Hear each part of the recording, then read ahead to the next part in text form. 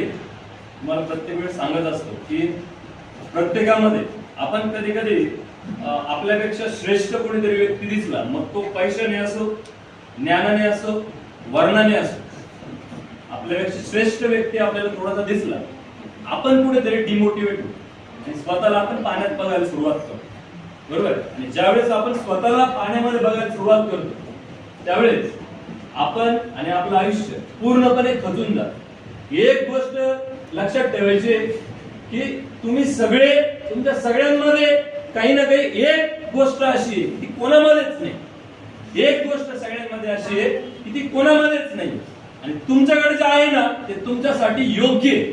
म्हणून ते आज देवाने तुम्हाला ते दिले, जे तुम्हाला सांभाळता येणार नाही, ज्या कुवतीचे तुम्ही नाहीये, ते देवाने तुम्हाला दिलेले नाही. त्या अनुषंगाने छोटीशी गोष्ट सांगतो. एक